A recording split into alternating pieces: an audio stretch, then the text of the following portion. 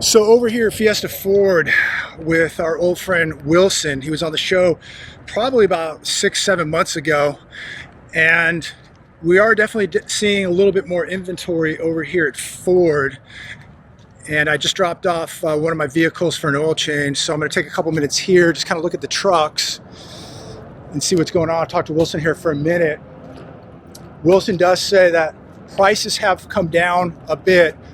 Wilson, what would you say prices have come down on newer vehicles, say from last year to this year? Now our markups, we did have $5,000 markups on things, just due to inventory. I think last time you were here, we didn't really have much of anything, but now that we do have stuff, it's a $1,500 markup. So there still is a little bit of a markup. But it's negotiable, yeah, but anything that comes like specialty units, like, I mean, Lightnings aren't really the craze anymore. Those have gone down. And so some of the trends have come down. Yeah, but anything like Raptors, Bronco Raptors, Shelbys, those are still obviously always going to have a come at a premium. But things like Broncos, everything's just kind of leveled off a little So bit. Last time I was here, yeah, there was literally nothing here, and it's still pretty bare. But it's definitely an improvement. What about even like the F-150 selection? I mean, we got a full row again of trucks. Yeah, the trucks are definitely coming back. So that's a question. What's selling right now? Are people avoiding trucks and going to more economical vehicles, or what's the seller right now? How's the Bronco selling? Broncos are still high. I mean, a lot of people go for the hard top. We only have a lot of soft tops right now. So yeah, those are selling, but a lot of things good on gas. So, or really anything that has a good interest rate or something Ford's offering. What are the top two cars you think you're selling right now? I'd still say F-150s. Big seller. Like our Explorers or like Edges and stuff like that. Things that are better on gas a little bit. Even like the Mavericks are still super hot. The small little work trucks that we make, because they come standard as a hybrid, like 40 miles per gallon. What kind of financing are people doing? Ford, we can get, I mean, it's still up. It's still high, I'm sure, as you know. Yeah. But anything what was like 6, 7, 8? Yeah, around there is pretty common. It's can like you go average. Beyond that? It depends if it's something used still. Like anytime someone gets something used with a lot of miles, it's still high. You can go 12%, 15%. Also depends on the credit. 10 to 12 on a used vehicle? Yeah, but anything new, around that 5 to 7%. 5 to 7 pretty average, on new. Yeah. And what about the length of the loan? What are most people doing? 72. 72, 6 years? Sometimes just to get to the payment expectation that people want, 84. 84. Can you go beyond that? No, 84 is the max? I'm sure there's probably one bank out there somewhere that does it, but we've never done it. But 84, but you see a lot of that? 84 is the max, yeah. Okay, and what about money down? Most people putting very little down, nothing down? Yeah, people are trying to get out of their cars that they bought during the COVID and pandemic and everything, that bought at the high. Yeah. And then they're kind of short on money now, so they're trying to get out and get a lower payment, but they bought during the high. So they need to put the money down. So it's kind of a fight to kind of get So yeah, we're looking at loan to value. I was reading yesterday, 125%, some 140%. Yeah. But last year they said on average about 110%. This year it's 125%. Yeah. How in the world do you get out of that? It's tough, man. Like, I mean, our sales, we struggle a little bit the last few months. Yeah. But I mean, allowing us to go the 84 months does help, because it just stretches out. The interest is higher. But I mean, if people are willing to just do it to get at that lower payment, then some people are willing to do it or take out their savings and do what they have to do to save money. So basically, people aren't even looking at the price. They're looking at the monthly payment, not the price so much, but can I make the monthly payment? Yeah, there's still those customers that they want to know the selling price, and they just know the payment's the payment. Like, that is what it is. But most people, I would say, is forget the selling price. I mean, it's a payment that they're trying to reach at the end of the day. Wow. Now, here's a question I have. Maybe you don't know the answer to it, but what about repossessions? Seen a lot of repossessions out there.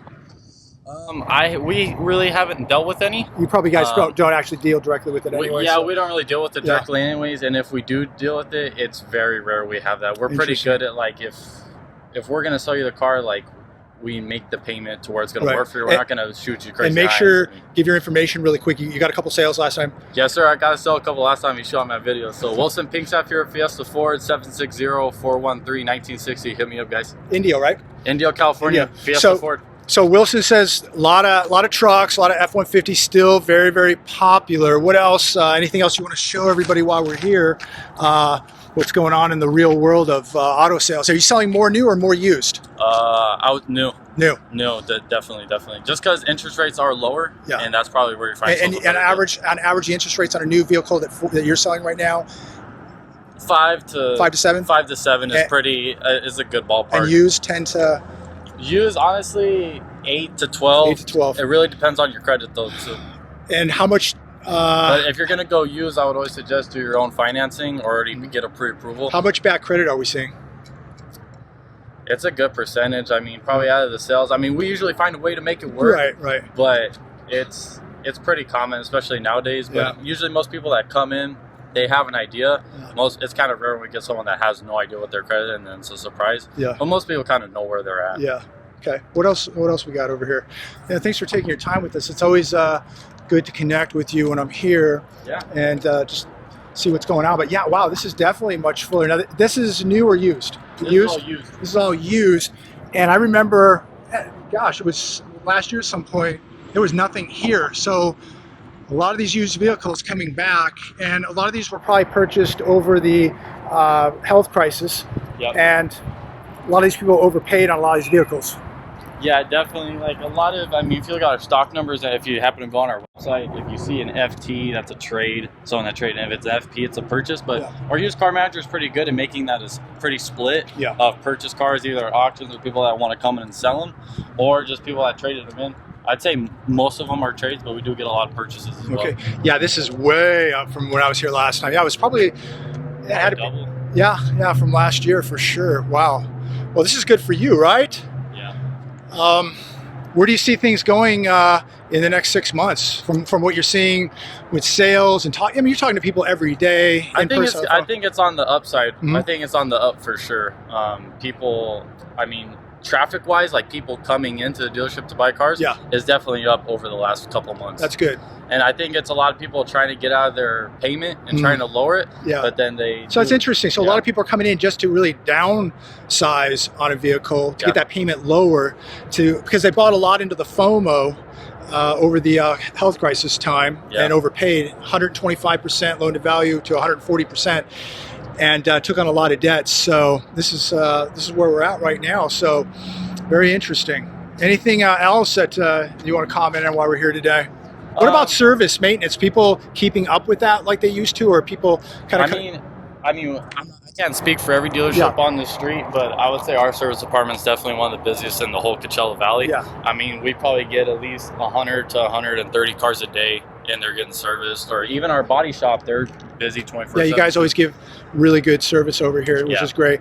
So a question I wanted to ask Wilson is, we hear so much about a lot of the dealers hiding cars. There was a video a few weeks ago that aired, a guy in LA, 550 Dodge Challengers and Chargers hidden in parking garages or parking structures in LA.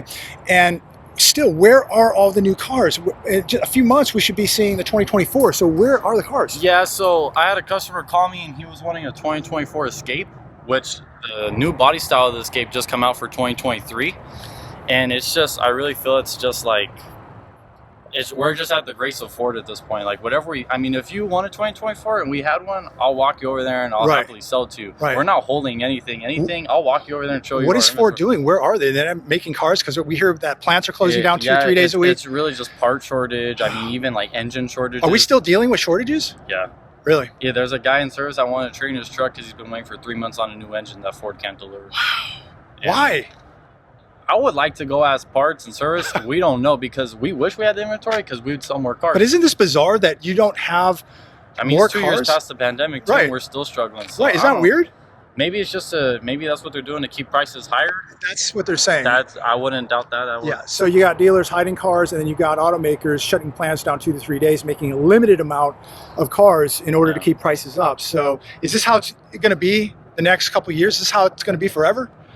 I don't think it's how it's going to be forever, but I think the more money that was profited during COVID, because of the markups, I mean, everything was just more expensive. Yeah. I think they got used to it, and then they not necessarily us, but the manufacturers liked it, and I think it's maybe something they want to ride out for as long as they can. How are people? What's a new F50 running? They start around the. Ours, I would say, I mean, they start at like 34 for a super base single cab. Yeah. But once you go to like a super crew full size with like a few options, 40 to 50 is probably starting. Sounds about right. How are people doing this, Wilson? I don't. That's a great question. I mean, I'm trying to lower my pay. I have a Bronco, and I'm just looking to sell. How do you like it? How'd you like it? I love it. It's just that while the market's still high on it, I'm trying to sell it. How much is it for sale? In case somebody wants, what color is it here? Let's show everybody. It's not here right now, but it's like a silver two-door Badlands Bronco, and they're going anywhere from that $50,000 to $60,000 range. And now, weren't they asking like 20,000 over at one point? At one point, yeah. Now they're down to 10. That's still negotiable, but I mean, dealer to dealer, like we asked our friends over in Texas, those 4 dealerships, we do dealer trades with them all the time, and even their Raptors, Broncos, they still have the same markups we do, and that's in a red state. So what are you selling yours for? I got an offer for 55. And explain it again, mileage, year? About 8,000 miles, 2022, Badlands, two-door Ford Contact Bronco. information again, in case somebody wants to call you on it. Yeah, Wilson Pinkstaff, 760-413-1960, Fiesta Ford, Indio, California. Thanks, guys. So I appreciate Wilson spending a few minutes with us and showing us around. But yeah, it is really amazing how many more cars and trucks are out here. And we hear that now OPEC Plus has cut off 1.6 million barrels of oil a day starting in July. Oil prices going up, gas prices going up. So is this going to put some stress on trucks and utility vehicles? Me personally, I would say it's a push more towards the whole electric thing. How are electric sales for you guys? I mean, Lightnings, I mean, I feel like they just... Is it a joke? Mach-E's, I would say if you're gonna get, I would go hybrid first, then fully electric. That's just me personally. Everyone has their own preference. But, excuse me, I would go for hybrid. I honestly would. It's just electric, especially. It would make sense if you're just doing around town stuff. Yeah. Then go the full electric. I mean, the electric vehicles, electric trucks really don't have the torque to pull, do they? Like they can tow what like regular F-150s tow. I mean, I think you can get some up to 11,000 pounds of towing. I mean, but it drains the battery so fast. It just drains the battery, and if you're going uphill, you're not going to get very far. So, I don't know. I feel like it's just that push towards that electric age that the government's kind of pushing. Maybe. What are the customers? I mean, are customers buying it? Are they buying into it, or they still want gas and diesel? Majority still want gas. I think it's going to be hard to push. It depends what kind of demographic or car buyer you're looking at. Trucks, still 100% gas. What do we got here? We got a Jeep. So this thing was 60, almost 62. We're down to 54,875. Wow. And 19.7 on this. What year is this 150 right here? 2014. Yeah, it's just amazing. I don't know how people are doing it. And you're looking at 8 to 12% on a used vehicle. Over how many years? That's longer. That's like 72 to 84. But that's why I say if you're going to get a used car, I would do the whole have your own bank, get your own financing, because most of the time you're going to get a lot better rate going that way. So Wilson brought me back here where the utility vehicles are. So you can see there's quite a bit of inventory right here of utility vehicles, quite a bit. And you were saying that the financing on these vehicles is going to be a little higher. Can you? Yeah, commercial is always a little higher. I don't think you can't finance for as long. Oh, you can't. You can't. Okay. Usually, I mean, if you do, the interest is going to just be higher. But usually the financing is a little shorter. Okay. And most of these are company loans that they do under the business. So these are probably over 10% starting. 14%? I'd say around that 8, 9, 10%, around 10, right around there. Okay. So that's the utility vehicles right here, all the way up there. And then we got some of the smaller Broncos over here. So there is definitely some inventory picking up. And the question is, will there be more inventory of buyers? And how are the buyers doing it? When you're talking 8 to 12%. And just we got credit card debt now at $1 trillion. Average credit card now is right around 21% interest. And you're looking at these loan payments, the interest on these loans. And by the way, Jerome Powell is going to raise again in July interest rates. So we're going to see an uptick, I'm sure, in auto loan rates too, because everything's going to go up. We're going to go up another 25 basis points. Everything's connected somehow. Everything's connected. And this has definitely got to be putting a strain on you guys where rates are this high. I mean, I remember not that long ago where it was like no money down, interest free for 90 days, all kind of crazy things going on. Just get this car off the lot. Beginning of COVID was when I started working here, and they always prepared me like, hey, you're gonna get those customers came in like, hey, what happened to that $300 lease payment, 0 money down, all that, and I'm like, it's just not a thing anymore. You go buy a house and what is that, like 8%, 7%? Yeah, it's all in relation. It's the same thing here. It's no matter where you're going. I'm sure if the interest rates are going to rise, like you said, the markups are probably going to go right back up because everyone has to make up the money somehow. Right. And then we got to deal with that. So you're pretty much saying we're not going back to any type of normal anytime soon. This is the way it's going to be. I would say it's going to take a while until either something changes, government does something, inflation goes down, interest goes down. Once, I mean, it's all related. So as soon as that comes down, the car market it's going to be pretty hard to do because they just raised the debt ceiling. So that's another $4 trillion. We're at $32 trillion in national debt now. We just added another, I think, $528 billion to the national debt in 2 weeks, and we've got another $4 trillion to come. So that is not going to be good for inflation. There's no way we're going to get inflation down to 2%. So I think this is a sign of the times, and I think that it's going to be pretty soon a luxury if you can even buy a car here pretty soon. Yeah, I think while the markups are low and while you can maybe scoop up on a little bit better deals now, they're probably a good time because, I mean, obviously we can see where it's probably going to go. Until maybe the election comes around, maybe something happens, I don't know. But I'd say for now, it looks like it's going to stay this way or maybe get a little worse. So if you can scoop up on a good deal or you're looking at a good new car, right now would probably be the time because you can always refinance later in a couple of years if things do get better. So there you have it. It's going to be very interesting. Nobody has a crystal ball. I certainly don't see things getting better. And, you know, I shake my head. I just wonder. I'm mystified how people are buying cars and trucks right now, houses, and what kind of jeopardy they put themselves in doing it. And I would say, look, if you're going to buy a car, new or used, look, we all have to have a car. There's no doubt about it. You got to have a car. If your car, you know, grenades, or, you know, you got to replace it, or, you know, you need a car for a job. Everybody needs a car, but don't go over your heads. Don't get overextended. Don't buy more than you can afford. And for me, you know, live below your means. If you can afford a nicer car, maybe you just take a step down. What do you think about that? Is that a good strategy? Sure. Like if you can afford the nicer car and you want it, but the interest is higher, the payment's higher, I would say just settle for the cheaper car because you're going to be happier down the road. Because why spend the extra money to have what you want rather than wants and needs? I feel like that's what's going to come. It's more about needs now, right? It's more about needs than wants. And if things get better and they pick up, you can always turn that car in and upgrade to something nicer and better. But right now, I think we're in a time of uncertainty, and people are buying homes that are way beyond their means. They bought into the FOMO. They're buying vehicles, cars. I mean, especially, it's a depreciating asset, and people buy way too much car than they can afford. And as you're saying, they're turning them in now and trying to get out of them. Yeah, they're trying to get out of them because the payment's just higher. So if you are looking to get that new car, go for some that's a little cheaper. Maybe it doesn't have every single feature you want, but you're saving yourself the money, and that's money that you can put towards either your savings or something that's going to help you out down the road. And I promise you're probably going to be happier down the road doing that. So I think that's good advice. We're going to head back over to the other lot here. But yeah, thanks for tuning in today. Please like, subscribe, share the video, and we'll let Wilson get back to work here. God bless. Have a great day.